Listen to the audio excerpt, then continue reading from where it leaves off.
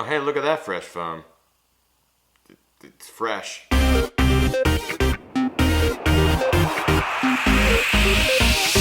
Ginger Runner.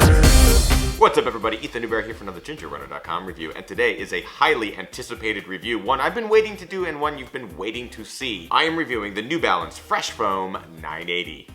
Whoa, that is some fresh foam. It is ripe. Alright, so many of us have heard of Hokas, which I would say were the pioneers in the maximalist movement. Rather than being super minimal type shoes, they're the opposite. Very maximal, lots of cushioning, lots of extra padding, midsole material. So Hokas have been around for quite a number of years, and they're gaining in popularity. So really, it was only a matter of time before the big shoe manufacturers saw this trend in shoes and shoe popularity and decided to jump on board the bandwagon. This is New Balance's entry into the maximalist movement, the Fresh Foam 980. The big giveaway? The enormous amount of midsole material in this shoe. I heard about this shoe a long time ago and knew as soon as it came out I needed to try it. I wanted to get my foot into it, and I was very lucky to get a pair to review. So the question remains, does it live up to the marketing hype? Does it live up to that maximalist movement? Is it comfortable? Is it cushy? Is it good for the long haul? Basically, is the shoe any good? Lucky for you, I've done all the hard work. Sit back, relax, let's get on with the Fresh Foam 980 review. Things that I like. Flexible. Now, despite the amount of cushioning and midsole material that the shoe has, it is still very flexible. I like a good flexible shoe. It's not as flexible as one of the more minimalist shoes. Like the 1010 V2 is a great example of a New Balance shoe that I love. I think it's super flexible and super cush. It does not have nearly that amount of flexibility, but for a shoe that has as much midsole material as this one does, it still flexes. Seamless upper. New Balance makes great uppers. This is no exception. They use welded overlays as opposed to stitched on overlays, so when you put your hand or foot in there, you probably prefer to put your foot in there. But there are zero seams. The only seam you feel is from the tongue just above it.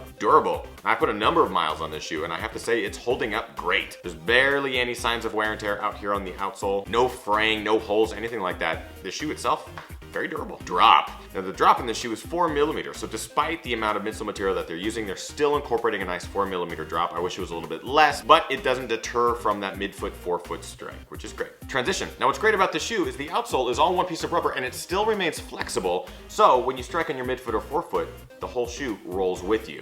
And I really like that. The transition in the shoe is really smooth, especially if you keep your center of gravity underneath your body. It benefits from a nice quick cadence, keeps you moving forward. I like that. Now despite those likes, there are definitely things I dislike about the Fresh Foam 980. Not soft. Now the Fresh Foam is marketed as being soft, pillowy, marshmallow-like, cloud-like. All these adjectives are used to describe it, but the reality is, it's not. It's not any of them. Compared to a Hoka where you're dealing with really soft midsole material, the Fresh Foam doesn't even come close. It's far more responsive than it is cushioned. They should market it more as a responsive shoe. I mean, even just taking my fingers and digging it into the midsole material, they barely move in there. There's not a lot of cushioning. Narrow. The forefoot up here gets a bit narrow. My peaky toe ends up getting squished up in there and I can feel it and I don't like it, especially when I want my feet display. Doesn't happen so much in this shoe. And even after I had to size up a half size, not great. Thick tongue. Now with this upper that is so fantastic, I'm surprised they put such a thick tongue on this shoe. There's no gusseting or anything like that. There's nothing that keeps that tongue attached to either side of the bottom of the shoe. It doesn't have that slipper-like fit that I'm used to now in some shoes. And this tongue is super thick. I mean, you can see it right there. It's just a big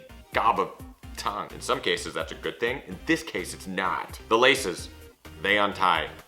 That's pretty much it. They untie. Even double knotting and granny knotting and doing all that stuff. And finally, this dislike isn't so much towards the Fresh Foam 980, so I won't hold it against this particular shoe, but I will hold it against New Balance, and that is naming conventions. This is the New Balance 980, not to be confused with the 890 or the 1010 or the 110 or the 100. I mean, there's just so many names for New Balance shoes that aren't names, they're just numbers. It's easy to get confused. Maybe we should put names on our shoes rather than numbers. Just call this the Fresh Foam. People will get it. That's it, end of rant. And that is it for likes and dislikes of the New Balance Fresh Foam 980. So overall, I'm totally mixed on this shoe. There are some aspects of it that I really like. There's a lot that I dislike. Hopefully the second version of it, if they do make a second version, is better. I know that they're coming out with a trail version of this as well. I hope to get my foot in that because obviously I love good trail shoes. I'm curious if they've changed anything other than the outsole on that shoe. So before I let you guys go, of course, I gotta do the points. Quality, I gotta give it 3 out of 5 because I'm disappointed in this midsole material. I was hoping for a cushioned ride. I was expecting it to be a Hoka killer. The truth is, it's not even close. I think if they use their Rev Light material, the other midsole material that they use in some of their other shoes, it could be a huge benefit for it. So in that case, I gotta give their quality a lower score. Comfort, again, I think the midsole actually hurts this shoe. I'm gonna give it 3 out of 5. I just never found myself really getting into a rhythm with this shoe, really loving it. I was hoping to use it in the LA Marathon. I ended up not using it. just kind of had a hard time getting comfortable in it. Price. For me, this is a 3 out of 5. It's borderline 3 to 4 because it does hit a really good price point, but the reason I'm knocking it down is because I think there are other shoes out there that you're gonna get more out of for the same price. I've seen it online for 105 bucks, which normally is a great price, but there's so many other road shoes out there right now that you can get for that same price, if not cheaper, or even a couple bucks more, that I think are just better ride, more comfortable. And finally, looks. This is where this shoe kills it. 4 out of 5. I really like the looks of the shoe. I dig the colors, I dig the brightness, I dig this fade here in the midsole material. There's a lot of things that I like about the looks of the shoe. 4 out of 5. That brings our total to 13 out of 20 for the New Balance Fresh Foam 980. Not a terrible score, but I think there's a lot of room for improvement on this particular shoe. And I'm such a fan of New Balance now, I was really bummed. I had high expectations and they kind of came in just below that. So the question of the day is to you guys, have you run in the Fresh Foam 980? If you have, what do you think of it? Do you agree with me? Do you hate me? Do you disagree? If you hate me, why? Why? So let me know in the comments below of this video. If you like this video, be sure to like, favorite, and subscribe to this channel, youtube.com/thegingerrunner, and please share it. Share this video. That helps me in many ways. Don't forget, I'm on all the social networks. You can find me on Twitter @thegingerrunner, over on Facebook, facebook.com/thegingerrunner, on Instagram @EthanNewberry, and of course, gingerrunner.com, where I'm posting all my blogs, reviews, all these cool things every single week. And don't forget, I'm doing live shows every single Monday, Ginger Runner Live, 6 p.m. Pacific. All you have to do is tune in, join us in the chat room. We've got guests, elites, and fun segments. I love doing it. I think it's really great. You should join us. We'll see you guys next week. In the meantime, I hope you guys are getting out there training hard, racing harder, and partying hardest.